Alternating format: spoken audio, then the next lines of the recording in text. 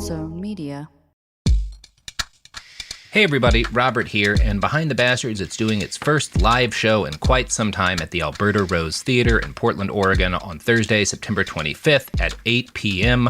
All performer proceeds will go to the Portland Defense Fund, which helps people who have absolutely no money and are going to be relying on public defense get bailed out and get, outside of court help while they're waiting to go on trial. So please help support the Portland Defense Fund. Google Alberta Rose Theatre, THEATRE, Behind the Bastards Live. If you just Google Alberta Rose Theatre, Behind the Bastards, it'll take you to the live show. There's an etix.com. If you go to etix.com, Behind the Bastards Live, you should be able to find it as well. Again, all performer proceeds will benefit the Portland Defense Fund. You can also go to @DefenseFundPDX on Venmo or type donor box Defense Fund PDX to donate directly to the Portland Defense Fund. It's a 501c. Please help them out. And again, Behind the Bastards Live, the Alberta Rose Theatre, September 25th, 2025 at 8 p.m. I'll see you there. I'm actually excited for the Nuremberg movie. I don't know. It looks like maybe they kind of didn't have the budget to make it as good as they could have. But Russell Crowe is really good casting for Hermann Goering. You love Russell Crowe. I like him as an actor, but he is also like Hermann Goering is this guy who's a young man. Yeah. He's a fighter ace. He's super fit and together and like a handsome celebrity. And then as he gets older, like he puts on a lot of weight and has problems with addiction and Russell Crowe is a really good guy to pick to play Goering late in life, right?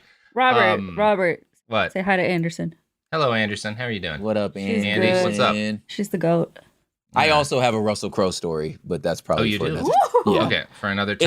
It's not as good as the Bill Gates story. Oh, I love that Or the Doug story. Wilson story. I love Or the that Doug story. Wilson story. It's not as good as both of those.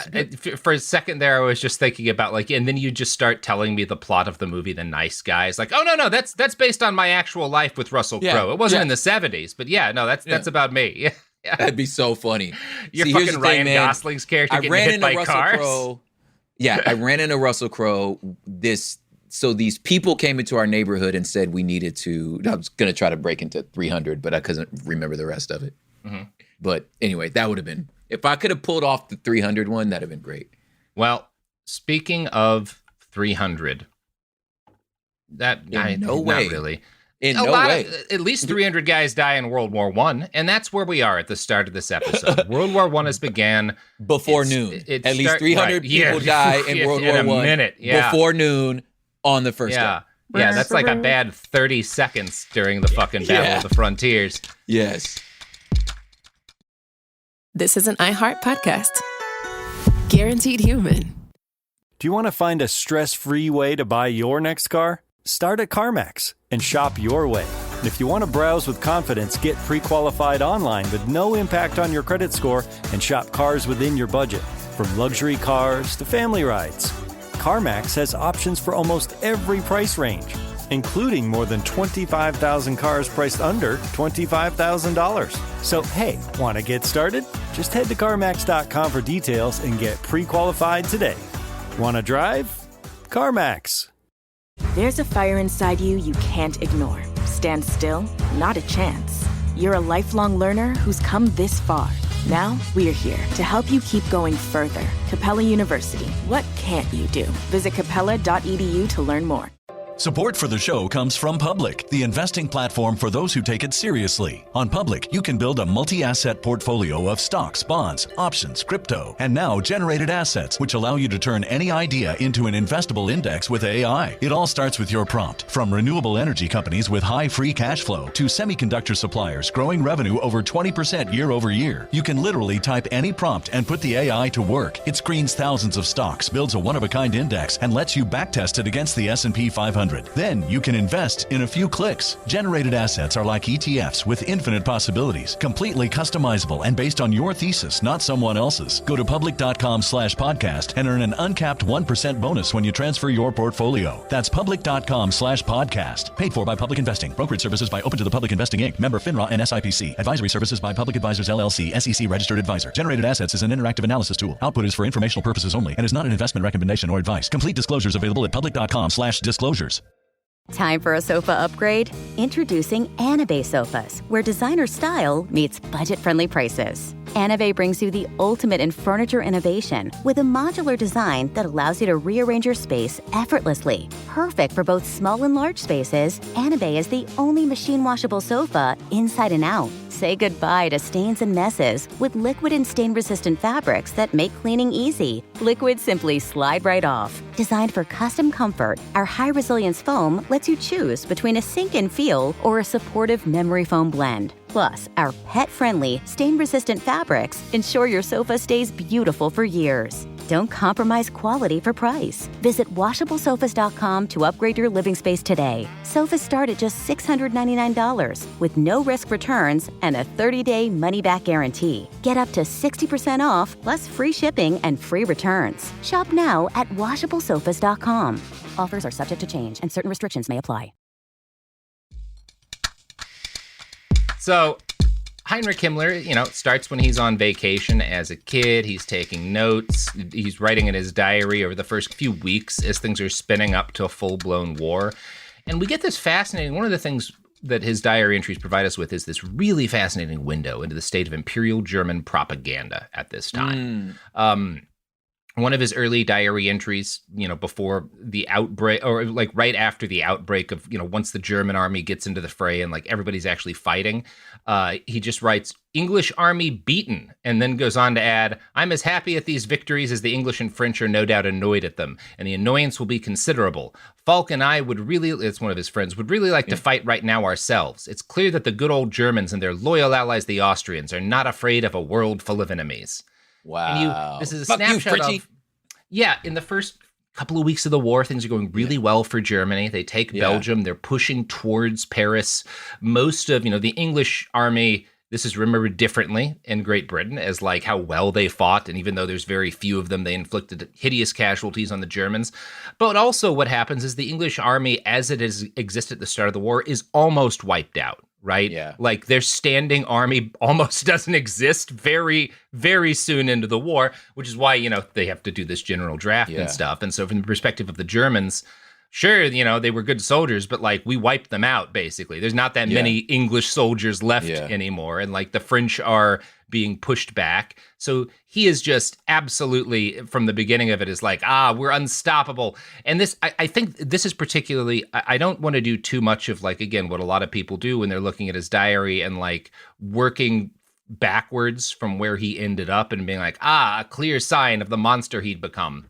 But there is something useful in that last sentence where he's like, the Germans, the good old Germans and their loyal allies, the Austrians, are not afraid of a world full of enemies, right? Good old Germans. This idea that like we can stand alone against the world. The fact that as a kid he feels that way.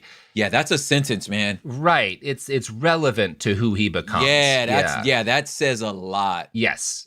And that you ain't afraid of haters. Yeah. He's not alone. This is specifically what the Kaiser's propaganda is trying to inculcate. But part of why everyone in the Nazi high command is willing to make a lot of the calls and willing to back Hitler in a lot of the calls that lead them to being at war with the world is that they had been raised in this propaganda where it's like, yes, it's Germany against the world and we can take them, right? And obviously they almost do in World War I, to be fair. Yeah. So it's also worth noting that a few weeks later, at the end of August, once his family had returned home from vacation and he'd had more time to talk with his like neighbors and his peers about what they thought of the war, he writes this, quote, "Generally speaking, there is no particular enthusiasm in Lower Bavaria among the people at home. When the mobilization was announced in the old town, everyone apparently started blubbing, crying. I would have expected that least of all of the Lower Bavarians. They are usually so ready for a fight. A wounded soldier says the same. Often really dreadful and stupid rumors go round, all invented by people."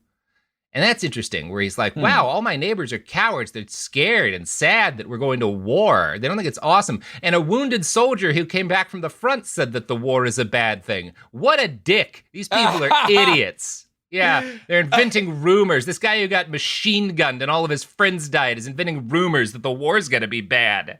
See, this is, again... hearsay. Yeah, like, this is, y'all watch too many movies. Because, like, I feel like one of the most miserable feelings is like a wet sock. Yeah. Yes. right? Like, so Yeah. so a wet sock that you can't do anything about, Yeah. but it's also inside of your boot and it's going to kill you. Yeah. The sock is so wet and so moist that you're probably gonna lose your foot because it's infected. Like that type of I'm not even talking about the bullets and the machines. I'm talking about the food rations have maggots and mice in them. Yup. Yeah. And All just of my friends are dead. Yeah. and all my friends are dead. Yeah. You know the food I ate to survive to get here to talk to you? I ate it off of my dead buddy. Yeah. Yeah. Yeah. And I think a lot when I'm reading about Heinrich hearing from this wounded veteran and being like, what a coward. How dare he not want to fight? It brings to mind just something from the early stages of the Iraq War. There was a sergeant who was a Nicaraguan lawful permanent resident who joins the United States Army, Camilo Mea, who is deployed to Iraq very early in the war in 2004. And when he returns home after 6 months on a 2-week furlough, he refuses to go back. And he's like, I'm a conscientious objector. The war is wrong. We shouldn't be here. You guys don't understand how bad it is and how bad it's going to go. We need to stop this now. And he gets put in prison for it for a year and stuff. And I'm thinking about as a kid, the things that I heard about him from my family and from the news about what a coward this man was. And it's this man was in fucking combat. Yeah. He fought for this country and he came back and was like, Exactly. guys, this is a bad thing. It's bad. It's going to go bad. We're not going to win. It's going to kill a lot of people. We should stop. And I mean, I can really understand Heinrich's reaction because as a kid, that's how I felt about this guy because I was fucking propagandized too, you know? Yeah. Some of us get past it. Heinrich never does. Yeah, totally. So, and it's one of the things that's interesting here is that he's talking to these locals who are sad that the war is happening. And the fact that, a month before he writes this entry about how stupid they are and that, they're listening to all these dumb rumors, all invented by people. A month ago, you were talking about how the British army's been defeated and the French are fleeing and Germany's, and now things have bogged down and hundreds of thousands of Germans are already dead. And you don't realize, maybe you were wrong. Maybe everyone was lying to you about how easy this was going to be. You don't get that yet. But he's a kid, kids are dumb, and he's no smarter than any other dumb propagandized kid in the history of the world. So when a trainload of wounded French soldiers arrived in town, Himmler wrote about them. This is interesting to me. He does write about these wounded foreign soldiers, despite how he felt about the French, with compassion. He's actually he's angry that there are some locals who are angry that the prisoners are being taken care of and fed. And he's like, no, they're prisoners. They fought honorably. That's not bad. Which is interesting. Now, that said, several days later, he hears news about 90,000 Russian POWs, and he writes in his diary that Russians, quote, multiply like vermin. So you also get flashes of the guy he's got to become, right? Yeah. I think that's interesting. There's an element of, well, this was not a guy who was incapable of compassion as a kid. And also, he's at 14. And he's talking about Russians like they're fucking rats. So okay. I can see both. You weren't maybe destined to be Heinrich Himmler, but there were always the pieces of that in you too. Yes. Yeah. In his Freudian analysis of Himmler's diaries, Peter Lowenberg writes, two American historians, Werner T. Angress and Bradley F. Smith, have collaborated in studying Himmler's early years. They found that there were two distinct Himmlers, an early normal one and a later psychopath. The early Himmler was, quote, to all appearances, a normal human being. It is, they write, bewildering to discover how genuinely kind, considerate, and at times downright compassionate he was as a youth. And I don't know that I would agree Himmler was a psychopath as an adult, in part because that a psychopath isn't capable of empathy, and he clearly is. He goes to the camps as an adult. He's nauseated. He vomits because of what he's seeing at the camps that he is running. He is, I think this, and I don't say this to be he's not as bad as these guys think. I think it's worse. If you're if you just can't care about people and do terrible things, that's not as bad as being capable of empathy and choosing to do those things. 100%. Yeah, as looking at it and go, nah, this shit sucks. Yeah, this shit sucks. This is super evil. Anyway. Oh, fuck, we're doing the wrong thing. Oh, fuck, this is awful. Obviously, we got to do it. This makes it more honorable that we're willing to push through our nausea to kill these people. What are you going to do? Yeah. Right. Nah, yeah. I am man, I think both of our shows have made this point so many times that like you want to otherize the monster, right? That like call them a monster. That there's something that is foreign or far from us. They have this weird brain worm in their soul that makes them something separate than us. It's like no, they're us. And I think that's kind of what I really want to emphasize here is I don't think, and this is arguable, but this is my argument. I don't think he was destined to be the genocide guy. I think he made choices, and I also think that there's obviously nature, his environment also helped push him to this. His people around him, his family push him to this. But I don't think that Heinrich Himmler, if you take this guy and you put him in a different time or you surround him with better people in the same place, he might have wound up being a very different person, right? I don't think this is a guy who could only ever have been a monster. I think he's a guy who chooses to do monstrous things. And I think that's important. Yes, rather than being born 1900, he's born 2000. Right. He could have been a different guy, better parents, a better environment. Totally. Could have been a totally different person. Yeah. So World War I was an accelerating agent for the worst parts of his personality. War does not tend to make people better. Like many German boys, he became obsessed with the idea of serving, and particularly he wants to be in combat. He wants to be infantry. Now, he wants to be an officer. He doesn't want to be a grunt, right? He wants to be because he sees that as in part he's owed that kind of position, right? His family's upper middle class. He knows the prince. He's supposed to be an officer, right? Now, by 1915, at 15, he's getting close to adulthood. He's not far from when he'll be able to join and fight.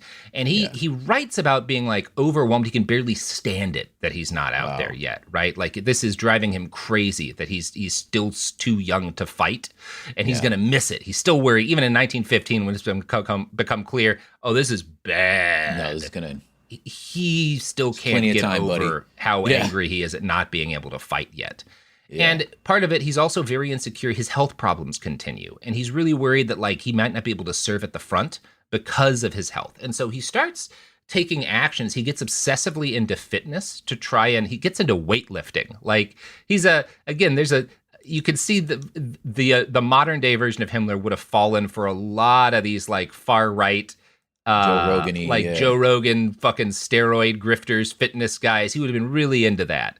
Lowenberg writes, quote, on the eve of his 15th birthday, he wrote, I work out with dumbbells every day now to get more strength. Yeah, you do. But as adolescence developed, his perception of strength became an inner one. Strength to him was a function of inner control, of self-discipline over his emotions. Now, as a Freudian, Lowenberg describes this as a fundamentally anal retentive method of building strength. God. Okay, man. Yeah. He quotes a later diary entry by 20-year-old Himmler where Heinrich promises to seize, quote, like iron, the bit of self-control in my mouth. He means bit like a horse's bit, right? Yeah. And then extends this, Lowenberg does, to a claim that Himmler must have been obsessed with a desire to masturbate, and all of his obsession with fitness and with self-control is as a result of his constant battle with himself to stop himself from coming. I don't think there's any evidence of this. I think this is that Freudians are obsessed with coming, right? Yeah. Now, where'd you get that? Just where? Where did that? Yeah. This is a Catholic boy. I am sure he's got a self-complex about his sexual urges and the fact that it's called I'm sure that this does influence him, as it does most kids in this era, right? I just don't. I think that there's some reaching here going on, right? I feel like what's more. I mean, obviously, even the practice of doing what I'm about to say, we're against doing it. But but what seems to be again right in front of us was what they said about the boy in high school. He was a late glow up. He's a late glow up. He's anxious about his fitness, about being scrawny and weak. Yeah. He's like I said, he's a 6 at best. You know what I'm saying? So that's already happening. And it's dude, let me bulk up a little bit. I'm bigger now. I bet you know what I'm saying? I go to this war, I put some weight on. Everybody, my lungs, I don't be running like everybody else. You feel me? Let him, it's a normal boy, I'll show them glow up moment. You feel me? That to me is again, so far, I know that the tide is going to completely turn, but I feel so far all this is relatable. Yeah, and that's I think that's a really important point. And again, I'm sure he's got some weird attitudes about masturbation. That's not nothing, but it's just Lowenberg describes it as like this is probably is more important to him even than like preparing his body for war. And no, I think his obsession with physical fitness and he might have, you might even say body dysmorphia. He's very unhappy with his body.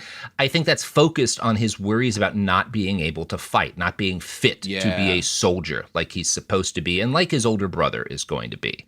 Yeah. In September of 1915, his parents and his older brother Gebhard go to a field hospital for wounded, or it's at least a hospital for wounded soldiers with their parents to go thank these soldiers who have gotten maimed on the Western Front.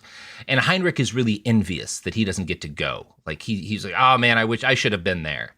Gebhard turns 17 and he gets to join the military reserve or Landsturm. Heinrich claimed, quote, if only I were old enough, I'd be out there like a shot. But he's not, and he has to content himself with joining the Cadet Corps, which is the Imperial German version of ROTC, right? This is like, you're not quite ready to join, you're going to be an officer, we're going to prepare you for that. He starts in autumn, and he and his peers, they spend some time, they go out, there's like a week, there's like summer camp basically that they do, and I think it's a thing where once or twice a week they'll meet up, and they get some training. I think they do some shooting. Most of what they're doing is probably marching, right? But it's kind of trying to prepare you so that you need less training when you're old enough to go fight, right? He's enthusiastic. He really likes wearing a uniform. He really enjoys being involved in this. But again, his health issues keep cropping up. And he has this severe stomach pain that he talks about. I think he has IBS, probably IBS-D. If I just had to guess by what he's describing, we don't know. But Crohn's. I think he's got, Could have Crohn's. It might be. I don't think it's serious. It might be Crohn's. It doesn't seem quite serious enough for that because he would have been basically entirely unmedicated, and I think unmedicated Crohn's would have been more debilitating to him. So painful. I think this is likelier, but I'm not a doctor. But he's got some sort of weird stomach gastrointestinal issue that will plague him his whole life. This is always a problem for him. Well, I mean, he's Heinrich Himmler, so I guess I'm glad he suffered in the long run, but he hasn't done anything bad yet. I was like, stomach problems. That's a bummer. Not for him. Yeah. He kind of deserved it. Yeah. Longrich's biography suggests that his obsessive weightlifting is more of a response to these embarrassing health problems than an example of a broader need for control because he can't stop from masturbating. I think that's probably likelier than what Lowenberg theorizes. Yeah. In late 1916, Heinrich's godfather, the prince, is killed in action in Romania at age 32. This is a calamity for the Himmler family, and Heinrich in particular. They don't entirely lose their access to the royal family because, they know his mom, and so they have some ability to still make use of that relationship. But the prince being dead really damages their connections, right? They are much less tied in to royalty now, and the social benefits that would have come from it for Heinrich. Yeah, you're his plus one, man. You can't, you just lost. You're the plus one, so now you not on the list. You know what I mean? You're the plus one, and then he got fucking murked by, I think he probably died from shrapnel. I forget exactly. Maybe I'm wrong, but he gets killed on the fucking front, right? Yeah. In May of 1917, Heinrich's brother Gebhard joins an infantry regiment and starts his training to become an infantry officer. Now, Heinrich is now old enough to serve, right? Because, his brother's 17 in 1915. Heinrich's a couple of years younger. He's 17 now. This is the second to the last year of the war. He is old enough that he could, if he were a regular German, he probably would have gone in infantry and been out there pretty quickly. But his parents, again, he doesn't want to serve as an enlisted man. And his parents beg the mother of his dead godfather, I don't think she's the queen. I forget exactly what the term is, but she's the prince's mom. She's somewhere in the royalty. The queen aunt. Queen aunt or some shit like that. Yeah. To help them get a position in an elite infantry regiment. And she does write a letter to one of these elite regiments being like, please accept this young boy. But they're like, look, we're serious ass soldiers. And come on, fam. At this point, the German military, the elite units are really good. They're these are these stormtroopers, the trench fighters. These are the guys who we are very careful with them because you can't replace these dudes, right? Yeah. It takes time for someone to build up the kind of skill in fighting. we don't just we're not going to take this sickly, weak kid and put him in a unit where he's going to be asked to leap into a trench with a knife in one hand and a pistol in the other and kill men in hand-to-hand combat. He's not ready for that. Nah, right? G. Somebody's mom writes a letter to the SEALs. Right. Hey, he can't lift a 40-pound weight, but please take him into the Navy SEALs. He's a good boy. His dad taught my dead son. Yeah. So Heinrich leaves school that year. He has not graduated. It's dropping out, but not really, because kind of everyone who is 17 is doing this, either to go directly into the military or, in Heinrich's case, he doesn't want to be conscripted and as an enlisted man. And so he leaves school so he can get into the reserve and try to secure himself a position as an officer candidate. He wants to go to officer candidate school and handle all that. This will let him choose a better assignment with at least a more prestigious unit than like some ground pounder or someone even worse, someone in like the back rank who's never going to see combat, who's going to be doing like signals or whatever. To make a long story short, Gebhard Sr., his father, keeps using his connections and eventually is able to secure Heinrich a posting with a reserve battalion that is like the reserve battalion for a pretty good regiment. So these are the guys when that good regiment loses men in combat, the reserve battalion sends men over to fill them back up, right? So it's the kind of thing where eventually you'll get, a frontline position theoretically. So Heinrich goes off to train, and he's now in the military. He's doing military training to learn to be an officer, and he starts writing home and signing his letters as Miles Heinrich. Miles is Latin for soldier, so he's signing his letters as Heinrich the Soldier now. Okay. Longerich writes, quote, "The brand new warrior expressed his manliness, amongst other things, by taking up smoking. In contrast to this masculine pose, his almost daily letters to his parents, in fact, reveal the considerable difficulties he had in adjusting to the world of the military. Heinrich was homesick. He complained about the poor accommodation and wretched food, though on most evenings he could supplant this by going to pubs." Oh my God. God. He's not really ready for what war is going to be. Went all Shapiro on us, Ben Shapiro on us, pretending like you like cigars. Yeah. And you're still going out to the pub and getting pub food. Like, you're not doing that bad. Like, if you think this is bad, what do you see what your brother's going to do? Because during war. Yeah. You going out to the pubs? Okay. Yeah, got it. In the spring of 1918, his older brother Gebhard goes to the Western Front, and he winds up being part of this last massive offensive, the Kaiserschlacht, I think it's called, of the German army in World War I, and he experiences heavy combat. Yeah. His unit loses a lot of guys. He is fighting face-to-face, tooth and nail in the trenches, ugly, like as bad as it gets shit. Like, Gebhard is a blooded soldier by the end of this.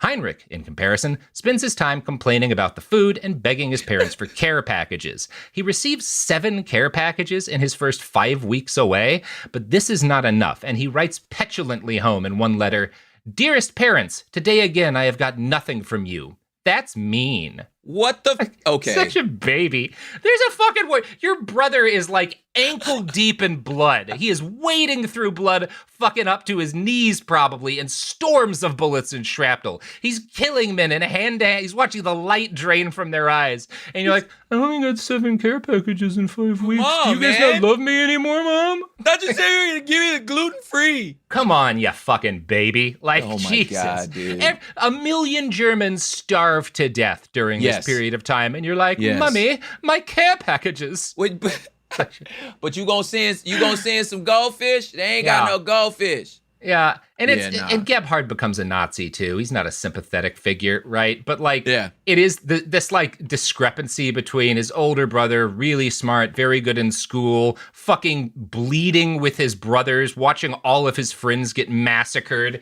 in this like nightmare apocalypse battle, and Heinrich's like, Mummy, you're not writing home enough.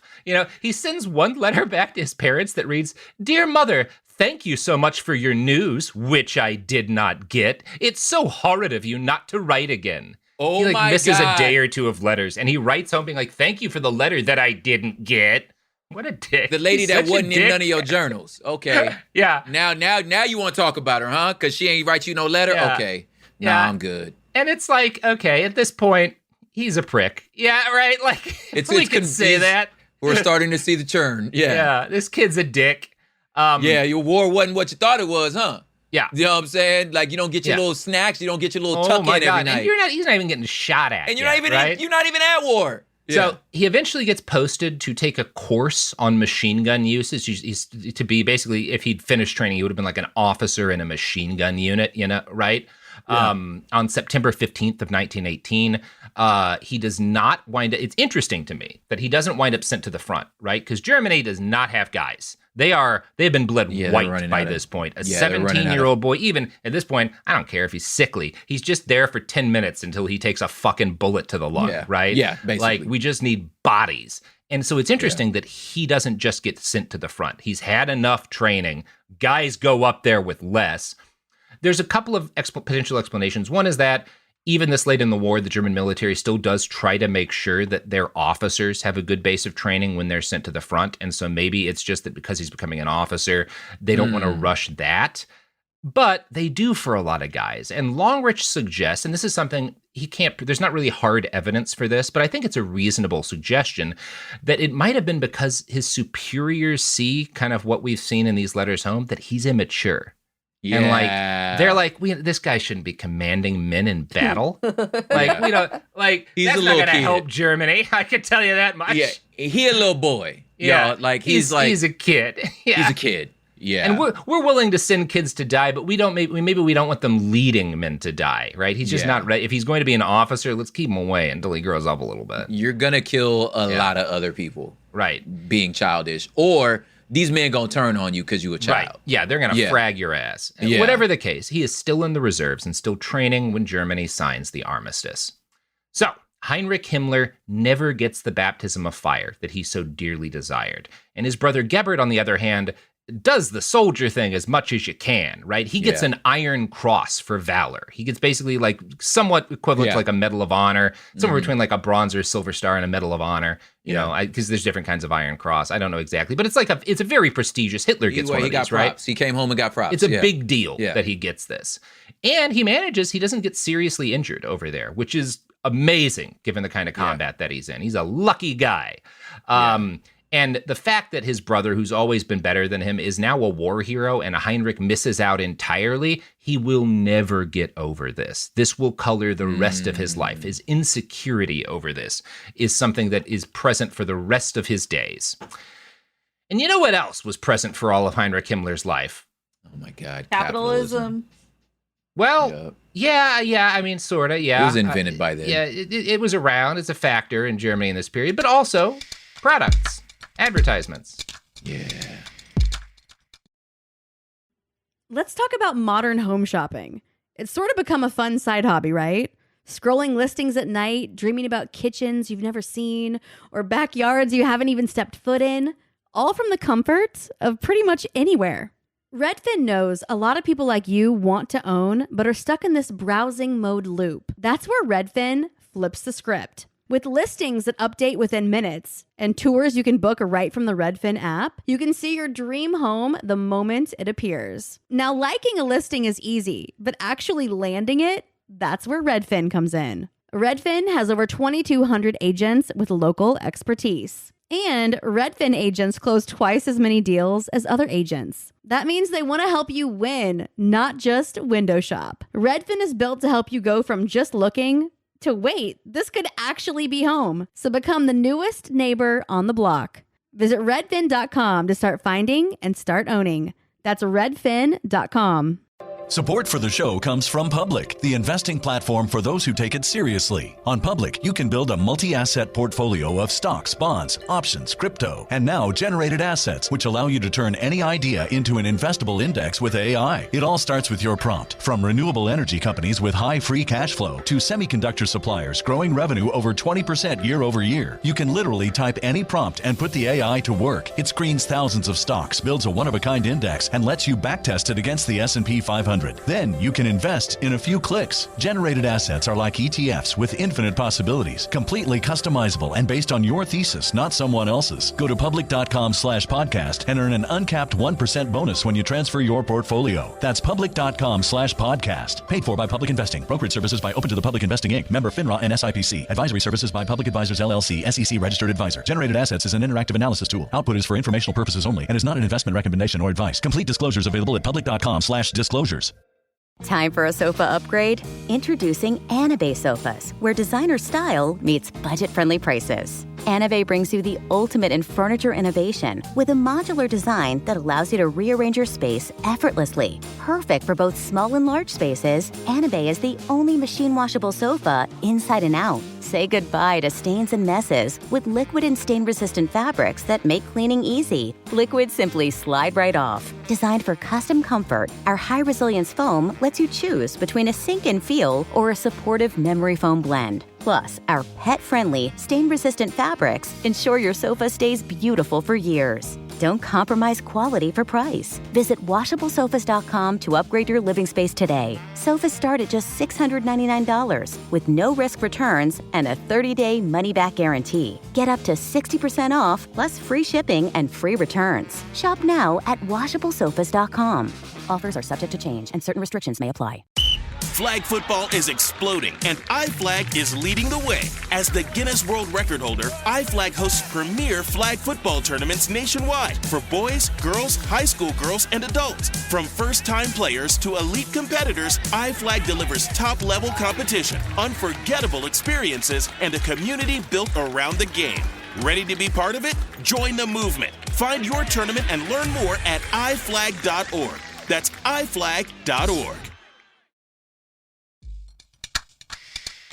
And we're back, and we're talking about Heinrich Himmler post the big dub Uno. So, Germany's lost.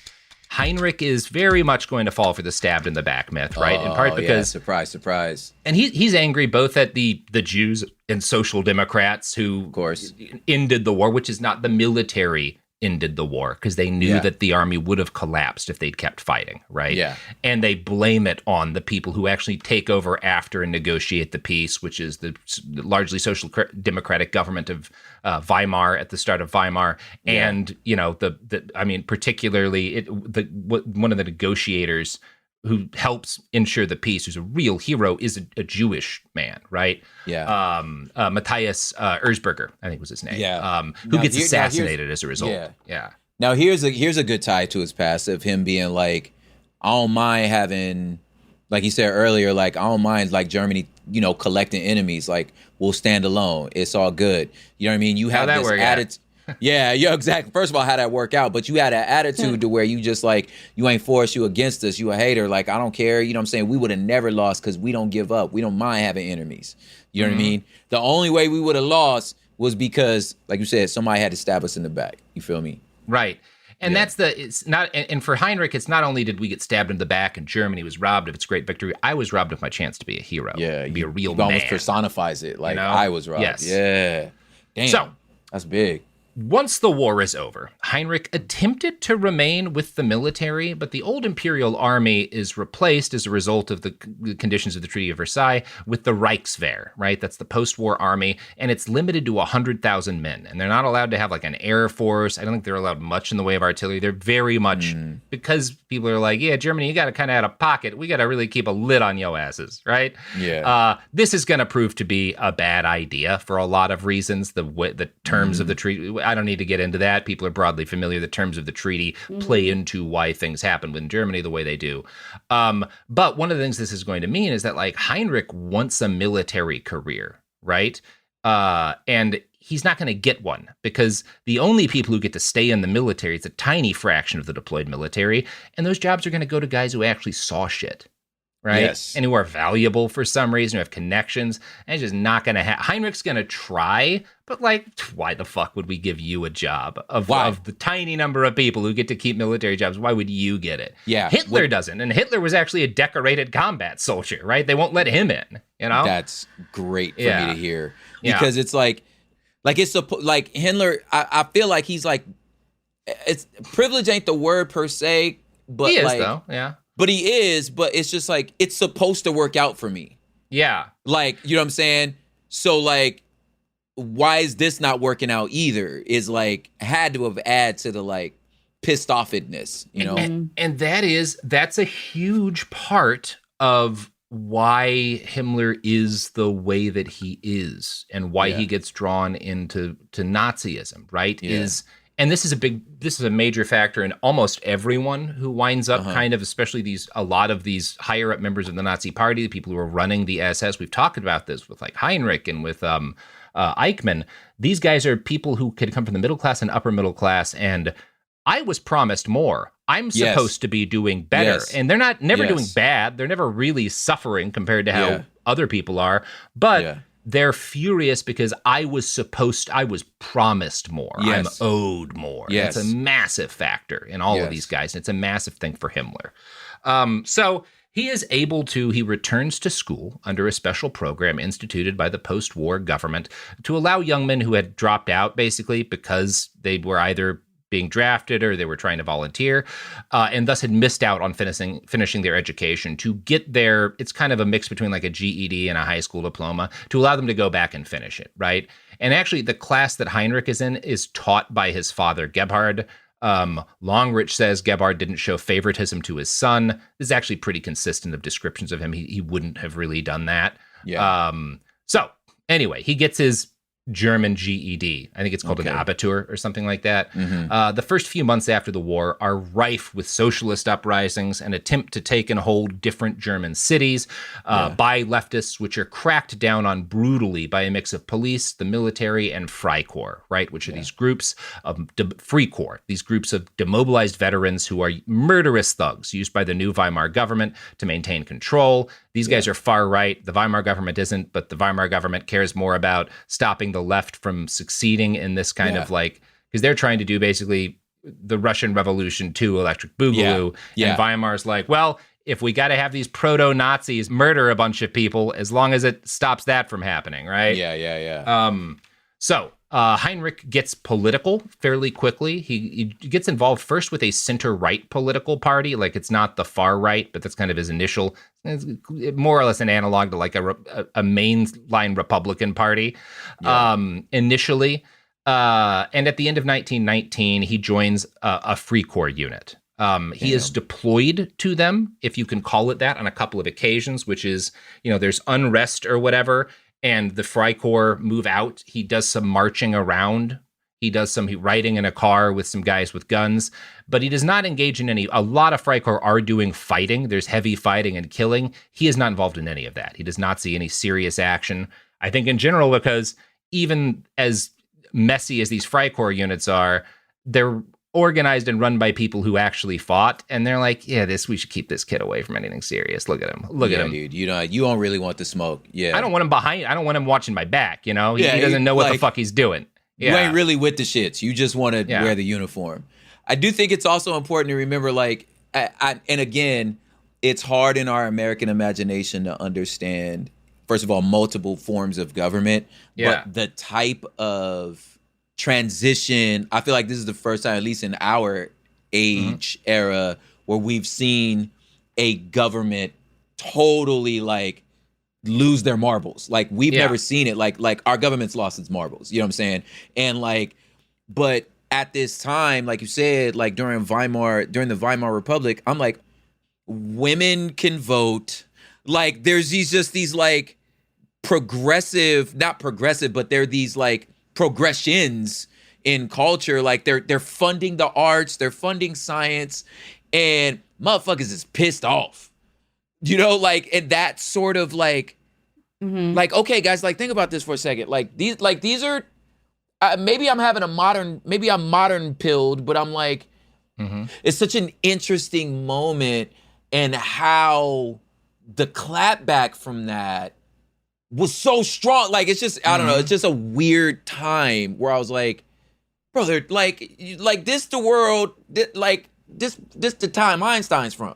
Right. Like, you're getting like government endowments to understand science. You know what I'm saying? Like, I thought that was good. Yeah. Anyway. Yep. So, Heinrich, he's in the Freikorps. Part of why joins this unit is he's kind of trying to stay in the military after demobilization. He's hoping he can make connections, but it doesn't work out. And he's out of the military. He's cashiered out by the summer of 1919. Okay. He begins to work as a laborer on a farm. So he's like, he's working on a farm, but he doesn't own it. But he gets entranced by rural life, and he starts sending letters back to his parents signed Heinrich Agricola, which is Latin for Heinrich the farmer. However, that's agriculture, Agricola. You can see where it comes from. However, the ruthless pace of life on a farm disagrees with his fragile constitution. Again, he's going to be like a lot of modern far-right guys. He will idolize homesteading and the small farmer, and like, this is the life. We need a new nobility formed out of like, the rural peasantry. But he's never able to really do it because he's sickly and he doesn't like working hard outside. By September of that year, illness had forced him to pause his career. Again, this is a kid who thought he was ready for the fucking trenches, and you can't handle farming for like more than 2 months, 3 months. He goes to his family doctor, who diagnoses him with an enlarged heart and prescribes him a 1-year break to study and regain his health. Now, obviously, an enlarged heart is a serious health issue. I don't think he actually has one, because there's not really evidence from the rest of his life that he has one. I think this is just doctors, they're not like doing a scan to see his heart's big. His doctor's like, it's probably that. Yeah. I don't know. I'm going to take more cocaine, So anyway, what's interesting here is that, and this is fascinating to me, Heinrich gets basically told, hey, go chill out for a while, maybe go to school, but don't do any hard outdoor labor. So he's like, he's laid up sick for a year, unable to work, and he starts reading obsessively. And what he starts reading obsessively, for the most part, is right-wing Volkish propaganda. Oh, shit. So the Volkish movement is ascendant in Germany in this period. Okay. And the literal translation of the word Volk is just like folk or people, like it's the people, right? The Volkswagen is the people's car, right? The actual meaning, though, of the word Volk in German doesn't graph directly to any term that we have in the English. In a 1964 book on German ideology in the 20th century, George Moss explained, Volk is a much more comprehensive term than people to German thinkers ever since the birth of German Romanticism in the late 18th century. Volk signified the union of a group of people with a transcendental essence, right? There's this attitude, this idea the Nazis will popularize of like the Volksgemeinschaft, which is like the people's racial community. That kind of sounds like like in hip hop when we say like the culture, right? Like it kind of sounds like what we would say about Drake, like he's not like us, like you're not a part of the culture, right? And like that. Yeah. What's important, obviously, I don't think that's not like an inherently problematic. The culture, like referring to it that way, isn't problematic. But the fact that you bring up the exclusion of people. Yes, exactly. There's always a degree of exclusion. Yeah, there's an in-group, out-group, When we're talking about it as like, this is like a subculture, right? This is a subculture that's particularly relevant to like this, our artistic movement. That's one thing. He is talking about the Volk as these are the people who deserve to have rights and who are actually Germans. Different. And the Volk excludes a lot of the people who live in Germany, right? Yeah. He's talking about specific kinds of people, right? Yeah. And the Volkish movement is emphasizing specific kinds of Germans who deserve to have rights and who need to breed in order to expand their numbers, right? Yeah. And this is like the root of Nazi racial ideology is the Volkish movement, and the Volkish movement is obsessed with exclusion. It is defined not by who lives within the boundaries of a nation, but who the right wing thinks ought to be included in this racial community. In his book, Hitler's Master of the Dark Arts, A History of Himmler's Interest in the Occult, author Bill Yen describes the Volkish movement as part of the counterculture in Germany. And he argues that its best modern analog would be the 1980s New Age movement, right? That this is very similar to like, all this interest that starts popping up in yoga, in Eastern mysticism, Buddhism, Hinduism, and all that stuff in the 80s in like the US is very similar to what's happening and what the Volkish movement is a part of this broader interest in mysticism and alternative religion in the 20s and alternative history, right? Including a big thing that is big in Germany in this period, Buddhism is big in Germany, right? Not a super accurate take on Buddhism, but like their attitude of it, as well as people get obsessed in a lot of the West with like ancient Egyptian occult ceremonies and religion. And like the Eddas, right? These kind of Norse sagas that are like this, part of this like religious, the prose Eddas, like that is big too. And so like Norse mythology and religion, worship of deities like Wotan, right? It starts to become big, and it's all tied into the Volkish movement is a part of it. It's related to all of this stuff. Well, that definitely wasn't the comparison I was making. Yeah. As far as like the culture.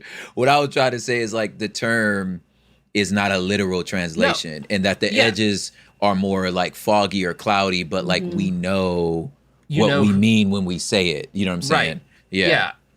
But I think it is very relevant to compare it to, and to compare it to like the modern day, the UFO movement and stuff, all these things that feed into QAnon, that have fed into the far right. The fact this happened before, right? Yeah. Like, there's like this weird like thing to where it's like you get into something that like is kind of like exciting to you, whatever. You meet a lot of cool folk, air quotes cool, but at some point you have to look at the back of the line and be like, oh wait, they're in our line too. Like this will, if I get further into this concentric circle, it's gonna turn into this. Like you have to consider that. So that's so like even if you were just like, look, like to your point, it's like, you know, especially like the new age movement or stuff like that, or just like, look, dude, I think it's better to eat food that was grown by human hands and has seeds, because a seedless watermelon does not exist in nature. You know what I'm saying? So if you're just like, okay, I get it. I'm going to eat things with seeds.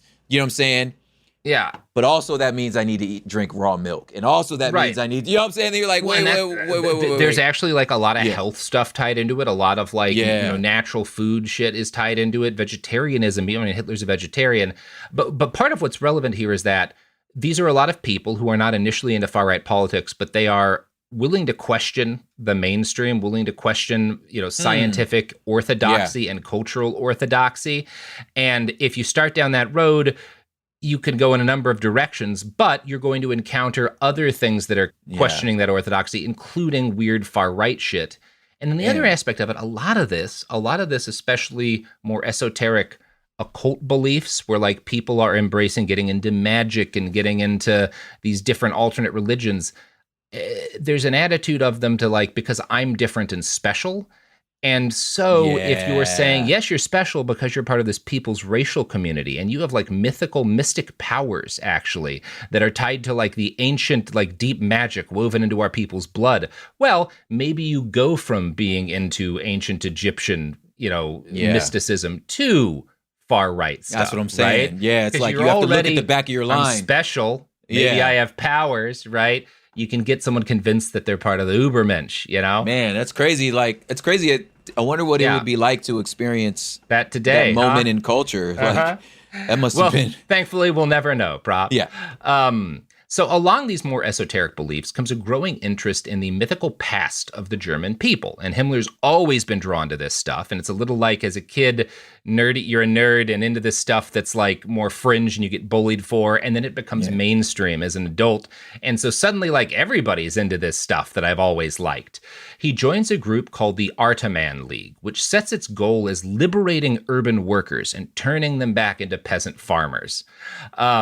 Once he gets sick, Himmler starts really reading into this stuff. And I tie this a lot to the radicalization journey a lot of Americans go through during the COVID lockdown, where maybe they're sick, maybe they're not, but they're locked away from everybody else. They're not going out, and they're just kind of obsessively falling down these YouTube rabbit holes and like these different like forum message board rabbit holes, getting more and more into this weird like esoteric stuff about like vaccines and natural medicine or, you know, race theory. That's what's happening to Himmler. He's dealing with his own versions of that. And he reads more widely at first before he really zeroes in entirely on the Volkish stuff. He reads the volumes of Ossian, which are a fraud created by a Scottish guy that was claimed to be like ancient Celtic poetry. He devours pamphlets attacking the Freemasons, particularly one by Friedrich Witschel. Yen writes, Witschel claimed that, among other things, Freemasonry was strongly influenced by the Jews, was aiming for world revolution, and was overwhelmingly to blame for the World War. Himmler agreed and commented, a book that sheds light on everything and tells us who we have to fight first. So here's where it starts. Here's where he gets into that, right? Here's where we start evolving the Pokemon. Yeah. There's like these, it's a very, probably not an experience of most of our fan base here, but like, when like me coming from like sort of hip hop circles, but like the indie underground, you know, coming out of the like conscious movement, like the Most Defs, the Qualies, where like you gonna stand on there and rap about quasars and pyramids for most of the cipher and be into telekinesis. You know what I'm saying? Like it, like you're so open-minded, you're closed-minded. Like a lot of times you be at these moments and we're building. You know what I mean? Like that's like the language of like the gods and the earths, the 5%ers. I think you may have done like some stuff on them. Anyway, yes. Yeah. But yeah, so a lot of times it's like, this is my community because this is where the real hip hop is. But then when you somebody starts saying something that you're like, my brother in Christ, you made that up. That history that is not history, right? But it's a story that it is in response to the suppressing of the narrative of like our African ancestry. Like you're suppressing the in modern culture and just in modern American history, like the role of the African and its descendant is not ever acknowledged. You know what I'm saying? So when someone comes in and says, well, the black man was doing this and the black man was doing this, and it's like, I'm like, bro, like I love being black just as much as the rest of us, but you made that shit up. Like that's not what happened. Like that's not so. But if you start pushing back like that, they looking at you like, oh nigga, you a sellout. You believe in a white man's story. You know what I'm saying? So it's almost like I don't even know how to say to you, this is not liberating us. Like I know what you think you doing. You think you, like you said, creating this Ubermensch, if you will, like our black version of it. Like again, the black man is God. We descended of kings, and I'm like, some of our ancestors was peasants, my G. Like some of us just raised goats, and that's okay. You understand what I'm saying? Because goats feed the world. So like, it's okay. I'm not an Egyptian. I'm not an ancient. I don't come from that. Okay. Yeah, and that's fine. It's this like obsession with like, no, my ancestors were this thing that I think is cool that represents like 0.1% of the people. And it's like, everyone has ancestors who were kings. Everyone has ancestors who were warriors. And everyone's got a lot more ancestors who were fucking dirt farmers or picking berries or whatever, right? The vast majority of human history from when we went from Homo erectus to Homo sapien was boring as shit. Most of your ancestors, like everyone else, is people who were just trying to get by. Who never traveled 4 miles away from where they was born, right? And raised some more kids. Yeah. And that's great. Yeah, and Himmler is instead getting obsessed with, these knightly orders that are these like Germanic, these knights who were these great warriors who, fought back the Muslim tides or before that beat the Romans, like, and these are our ancestors, these great, heroic Germanic supermen, That's what he's reading. And he's also reading about, he gets into anti-Semitism through these theories about like the Freemasons and stuff. Yeah. Now, an interesting historic curiosity is during this period when he's laid up and he's reading obsessively, he also reads the first 8 volumes of a magazine titled Pro-Palestine. Now, this has nothing to do with the term in its modern sense. This is a Zionist publication that's made by the German Committee for the Promotion of Jewish Settlement in Palestine. He does not leave, unfortunately, there's no record of his opinion of this, but it's not a lot of guys, we talk about this with Eichmann, a lot of anti-Semites from this era go through this period of thinking like, well, maybe this is how we get rid of them, right? That's why I thought it was, like, that's why I kind of giggled. That's probably why he's into it. Yeah, but. I don't know. I mean, Palestine's kind of cool, guys. Like, what about if we can get them over there? They're not here. Why don't you just go there? We did that. We're here with the slaves. Like, why don't you go to Liberia? Yeah. You feel me? Just go back to Angola. Everything's fine. Just go back to Africa. And that's what this suggests. Is he's thinking more and more about the Jews and how to get rid of them. Right? Yeah. Already from a very young age. He's like 19 at this point. In October of 1919, he registers with the Technical University in Munich to study agriculture. Here, he made it a priority to seek membership in the first fraternity that would take him. And he winds up, as a Nepo baby, getting into his dad's fraternity. Now, in Germany, during this period, frats looked a little different than they do now. They were focused on a lot more on fencing and dueling clubs than anything else. And prior to the war, every young man who's like of a certain class, if you're like the officer class, you want to get in one of these dueling clubs and get a scar on your face. The whole point is for someone to get to hit you in the face and to earn a dueling scar. Like, you're not really like you're not really a man of a certain level in society if you don't have one. And a Himmler is bad enough with a sword that it takes him 3 years to have enough duels to earn his scar. Yen writes, potential opponents found Himmler a demeaning competitor because he was so small and so frail, and that his stomach troubles make it difficult for him to drink heavily. Now, that's one account, and there's some evidence behind it. Longerich gives a little bit more moderate account of Himmler. In his frat years, he writes that he did at least witness multiple duels and wrote, at least it strengthens the nerves and you learn how to take being wounded. He also wrote about drinking. This is him describing in his diary a night out drinking. It was very jolly. I drank 8 glasses of wine. At 12:30, we went home on the train. Most of us were tipsy, so it was very funny. I got a few of the brothers back to their digs, in bed at 2 a.m. So, he's able to party somewhat. That's not super intense. 8 drinks, in bed by 2 a.m. He's pretty... It was very jolly. It was very jolly. Yes. I was like, first of all, 8 drinks and you a German man? Bro, don't brag on that, homie. Come on, you can go harder than that. Now, if there's anything about your genes, you should have been able to hail more liquor than that. But I will say, it kind of right now kind of sound like the guy, every time you talk to him, I'm so sore from the gym. I was lifting. Oh, man, I can't sit down. I'm like, man, shut the fuck up, dog. Yeah. You have to have your, you see this broccoli ears because I was rolling, man. I was rolling last night. Yeah. Okay, bro. All right, okay. Man. His dating profile would be such a nightmare. Oh, my God. He's holding a fish. Is he holding a fish in his dating profile? Oh, God. Yeah, definitely. Okay. Or holding, some crops that he pulled out of the ground before going home because his tummy was hurt. Yeah. he's doing something. Or, he's got his tiny little scar that he's got to show off. Yeah, oh, man, sorry, I got it in battle. Yeah. That's fencing, bro. Now, it's simply fencing. And you're all trying to get scars. Everybody's just kind of cutting each other's face so that you can show off. Yeah. Yeah. So dumb. Now, you know who never shows off? Because they earned all of their scars the honorable way in hand-to-hand combat, killing people in bar fights. Me. Yes, Sophie, absolutely. Allegedly. Sophie, whoop your ass. Oh, yeah, a lot of cities you can't go back to. Just like our sponsors for this podcast. Let's talk about modern home shopping. It's sort of become a fun side hobby, right? Scrolling listings at night, dreaming about kitchens you've never seen, or backyards you haven't even stepped foot in, all from the comfort of pretty much anywhere.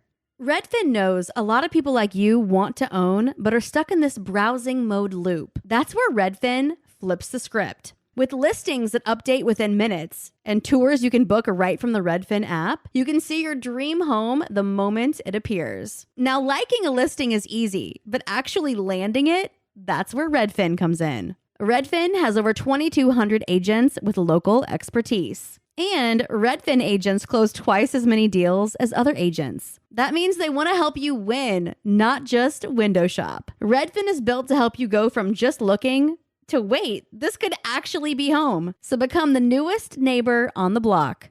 Visit redfin.com to start finding and start owning. That's redfin.com.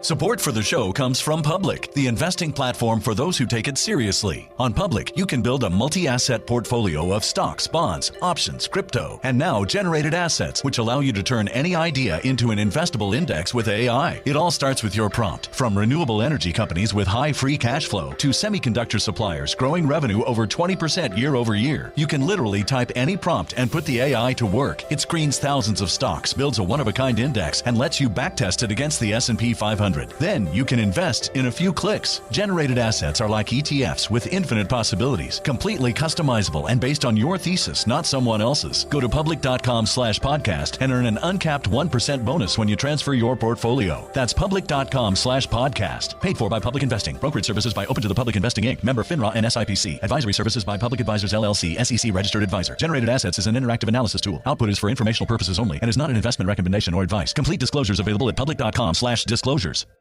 Time for a sofa upgrade? Introducing Anabay Sofas, where designer style meets budget-friendly prices. Anave brings you the ultimate in furniture innovation with a modular design that allows you to rearrange your space effortlessly. Perfect for both small and large spaces, Anave is the only machine washable sofa inside and out. Say goodbye to stains and messes with liquid and stain-resistant fabrics that make cleaning easy. Liquid simply slide right off. Designed for custom comfort, our high-resilience foam lets you choose between a sink-in feel or a supportive memory foam blend. Plus, our pet-friendly, stain-resistant fabrics ensure your sofa stays beautiful for years. Don't compromise quality for price. Visit WashableSofas.com to upgrade your living space today. Sofas start at just $699 with no risk returns and a 30-day money-back guarantee. Get up to 60% off plus free shipping and free returns. Shop now at WashableSofas.com. Offers are subject to change and certain restrictions may apply. Flag football is exploding, and iFlag is leading the way. As the Guinness World Record holder, iFlag hosts premier flag football tournaments nationwide for boys, girls, high school girls, and adults. From first-time players to elite competitors, iFlag delivers top-level competition, unforgettable experiences, and a community built around the game. Ready to be part of it? Join the movement. Find your tournament and learn more at iflag.org. That's iflag.org. We're back. Blue Apron. Why? Killed a man in a bar fight. Don't bring that back. Don't bring that back. You're probably right. Someone will. Anyway. So we're talking about Heinrich Himmler. He's in college now. He's getting his degree in like agricultural sciences. He gets into ROTC basically in college because it lets him wear a uniform. He gets to march around. He writes in his diary that he enjoys being able to still feel like a soldier. In one entrance, he notes another day in uniform as one of his chief pleasures. It's what I enjoy wearing most. Like, okay, man, like he really just desperately wants to feel like a soldier, you know, though that has passed him by. Such a try-hard. Yes. Heinrich starts getting involved in political activism for the far right. His first big protest campaign, because he's a member of some of these like right-wing groups on campus, is a German count, I think is Count Arco-Valle, assassinates a leftist, right? Kills somebody, and it's like a political murder. And the count gets sentenced to death for murdering a guy. And this becomes a cause célèbre of the German right. This is kind of their equivalent of like the protests against the January 6th people facing any consequences for their crimes. Yeah. And they get so angry. Heinrich is marching in the street. There's protests. You know, the Freikorps are like showing up armed in these gatherings to be like, you know, you're going to have to deal with us if you try to kill this man. There's even talk within the military of either having the army go in and bust him out or even doing a putsch against the government if they were to kill this guy. And the liberal government caves like they always do to fascists. Himmler writes because they commute his sentence to like basically your life in prison. We're not going to execute him. And when the government caves, Himmler writes in his diary, however pleased we were equally sorry that the business passed off so uneventfully. Oh well, there will be another time. And he also writes about like, they're not willing, they're scared of us, right? And that's the problem. That's why you can't, like, showing mercy to these people is a mistake, you know? If you do that, they will take advantage of it every single time. Yeah, dude. It just inspires them to push further. It doesn't save you any violence. Things get much worse because they don't go through with punishing this man. Near the end of 1919, Himmler gets caught up in a debate within his dueling club, you know, this fraternity. There's an argument as to like, can we admit Jews, right? And not religious Jewish people, right? Not people who are of the Jewish faith, but people who have Jewish ancestry, but are Christian, or at least like, you know, they're not, you know, practicing members of the faith.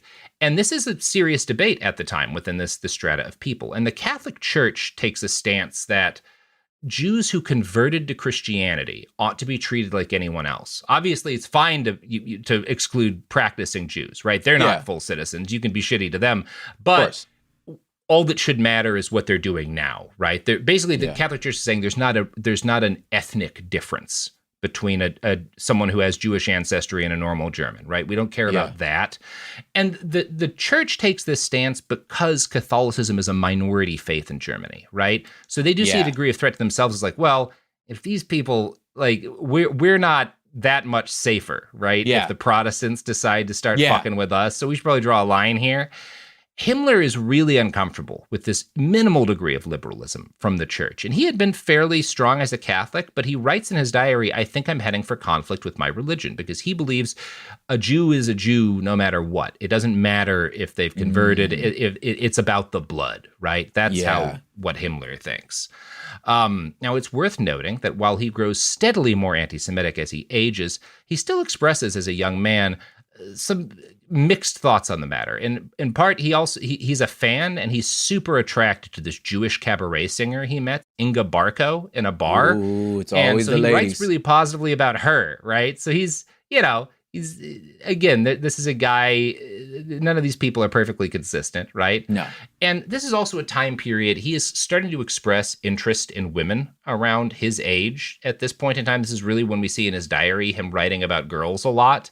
And it's kind of, you get some incel vibes from this dude. Yeah. He pines that one woman, Louisa, who he had a crush on, was really nice, but not nice in the way that he wanted, right? As in, she's nice to me, she's friendly, but she doesn't want to fuck me, right? Oh, what a fucking, That is hilarious. what a loser. This is funny. He writes home to his brother. She won't kiss me. This is so gross. If sweet young things knew how they worried us, they would no doubt try not to. Oh, this Sweet girl young knew thing. how sad I was that she doesn't want to fuck me. She'd surely want to fuck me, right? That's the Yeah, problem. that made me a little That's sweet thing. the problem. Just sweet little things. Maybe don't call them sweet little things, you fucking weirdo. You fucking creep. Sweet little my thing. God, What's up, you sweet thing? I'm creep. like, you somebody's uncle, man. What's up, Cletus? You know Yeah. what I'm saying? You sound like somebody named Cleophas Jenkins. What's up, sweet thing? All right. Calm down, Heinrich Himmler. Yeah. Cool your jets, Turbo. In Bro, another... I was actually thinking, I didn't want to bring this up because I ain't want to sound like a douchebag myself, but I was just like, he hadn't talked about girls in his diary yet. That was He doesn't. interesting. He's a late Yeah. bloomer. It's possible he's not. It's not until he's in his late 20s that he actually that he's a virgin until his late 20s. Now, I'm not trying to talk shit on that. I don't get. No, it is what it is. That's fine. But Yeah. that's likely what's going on here. Yeah. In another instance, he bonds with a girl named Maria. And he does. There's this kind of positive thing where he's like, I'm so overjoyed that I finally have a sister, right? Which is a positive way to look at like a female friendship. He's only got brothers. Girl, That's nice. get away from him. Well, yeah, because he actually just wants to fuck her, right? He's not safe. She's got a boyfriend. Maria. You remind him of a West Side Story. Yeah. Growing up in Spanish Harlem. Yeah. Sorry, I'm done. You're so dumb. She's got a boyfriend, and he writes of her boyfriend, I believe he doesn't understand her, his golden girl. He tries to I hate this. He tries to flirt with her and basically take her from him by offering her a ride on his motorcycle, but she's like, man. nah, I don't think Hey, so. listen. It's because I want to get on your motorcycle, Yeah. Heinrich Himmler. Listen, it's okay to be sloppy seconds because first place always messes up. There you go. That's how he's looking at this, right? That I'm gonna slide in here, but no, you're not. Sweet thing. Her boyfriend's not treating her right. I'd do so much better, you know? Yeah, so she called you when your boyfriend, He's nah, girl, come on over. You can stay over here, girl. I'll come get you on my motorcycle. You can stay on my couch if he tripping. You come on over here. Bro. I don't even think she's calling him. I think she's nice, She's not polite calling to him. him, and he's like, she must really be in love with me. If only this tyrant were to let her go, you know? She's just basic human decency. Yeah, Like he's with like, dudes "You like must this, wanna you just fuck can't me." be regular. Yeah. You just can't be regular with dudes like not. this. Yeah. And Heinrich's diaries, the other thing that he writes about a lot regarding women is this white knight shit, right? He's tons of stories about that. And this is from Lowenberg's article, quote, he witnesses a conflict between a girl and her father over the girl's desire for private dance classes. He describes the father as unyielding and stiff-necked like a tyrant. According to his own account, Himmler interposed himself and helped the young lady a great deal. The poor little girl wept tears. I truly pitied her, but she had no idea how pretty she was in her tears. Okay. Oh my God. You're really pretty when you cry.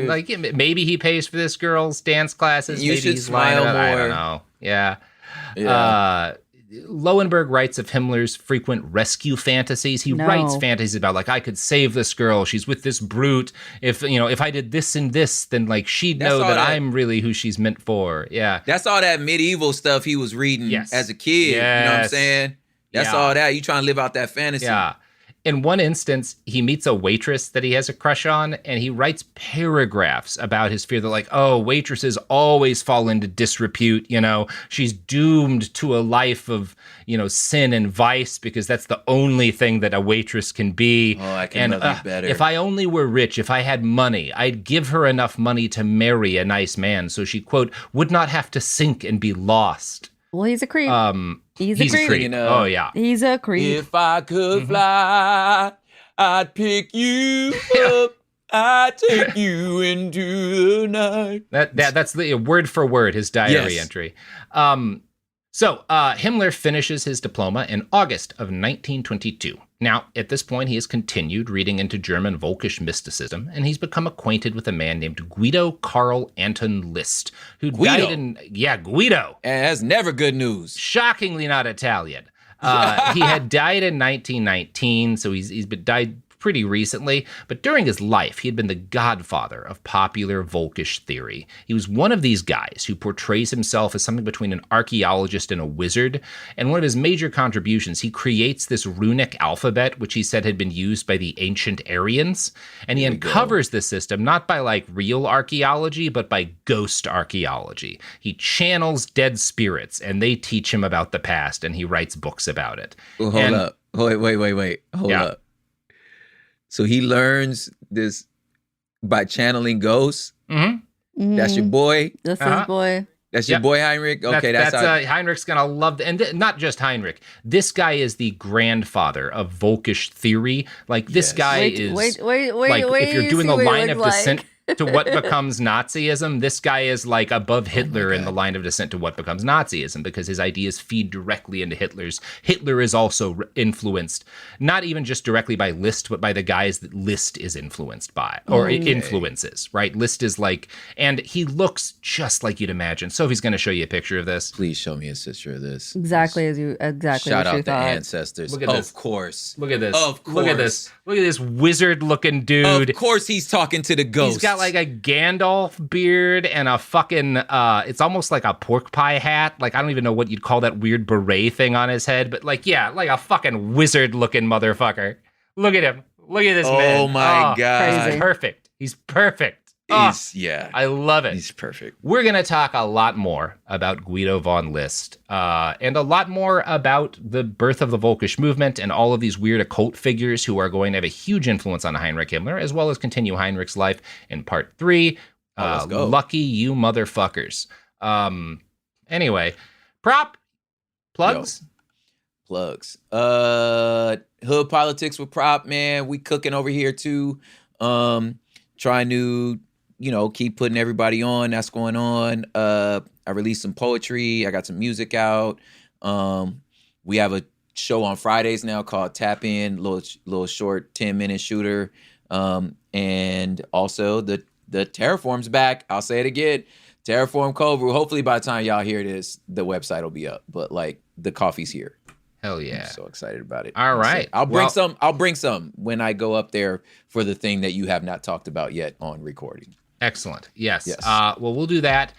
You at home, go to Google DonorBox Defense Fund PDX fundraiser to help the Portland Defense Fund, which helps bail out people who have no money. Yeah, they're great. Please help them out, and help yourself out by listening to part 3, you lucky dogs. All right, that's it for the episodes. This has been Behind the Bastards. I've been Robert Evans. Go to hell. I love you. Behind the Bastards is a production of Cool Zone Media. For more from Cool Zone Media, visit our website, coolzonemedia.com, or check us out on the iHeartRadio app, Apple Podcasts, or wherever you get your podcasts. Behind the Bastards is now available on YouTube. New episodes every Wednesday and Friday. Subscribe to our channel, youtube.com/@BehindTheBastards. Life gets messy. Spills, stains, pet accidents, and kid chaos. But with Anabe, cleaning up is easy. Our sofas are fully machine washable, inside and out, so you never have to stress about messes again. Made with liquid and stain-resistant fabrics, that means fewer stains and more peace of mind. Designed for real life, our sofas feature changeable fabric covers, allowing you to refresh your style anytime. Need flexibility? Our modular design lets you rearrange your sofa effortlessly. Perfect for cozy apartments or spacious homes. Plus, they're earth-friendly and built to last. That's why over 200,000 happy customers have made the switch. Upgrade your space today. Sofas start at just $699. Visit washablesofas.com now and bring home a sofa made for life. That's washablesofas.com. Offers are subject to change and certain restrictions may apply. Flag football is exploding, and iFlag is leading the way.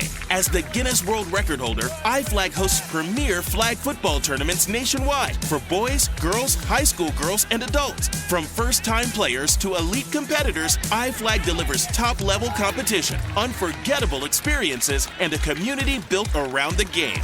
Ready to be part of it? Join the movement. Find your tournament and learn more at iflag.org. That's iflag.org. This is Radhi Devlukia from A Really Good Cry. I absolutely love being outdoors, even if it's just stepping outside for a bit of fresh air between meals or taking a mindful walk to clear my head. But the one thing that can really ruin that is when my feet feel cramped in my shoes. So I switched to ultra running, and honestly, it makes such a difference. What I love most is their signature Ultra Fit Comfort Balance Strength. They have this roomy toe box that lets my toes actually spread and move naturally. So I really appreciate that. And I feel more grounded and balanced with every single step.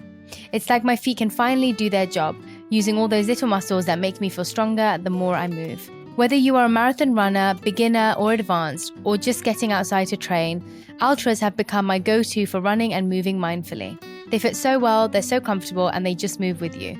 Shop now at ultrarunning.com and use my code CRY10 for 10% off. That's ALTRA running.com. Experience Ultra and stay out there. The new Chicken Bacon Ranch Street Chalupas at Taco Bell. You can't get just one. Okay, so that's not like some marketing hyperbole. You literally can't get just one. They come in twos. So like, if you want just one, you're going to need to find a friend who loves slow roasted chicken, bacon, and avocado ranch sauce. Or a friend of a friend, or have an awkward conversation with a complete stranger to see if they're obsessed with chicken, bacon, and avocado ranch. Or you could just like eat them both because you're obsessed with slow roasted chicken, bacon. Okay, you get the idea. The new Chicken Bacon Ranch Street Chalupas at Taco Bell. At participating Taco Bell U.S. locations for a limited time while supplies last. This is an iHeart podcast. Guaranteed human.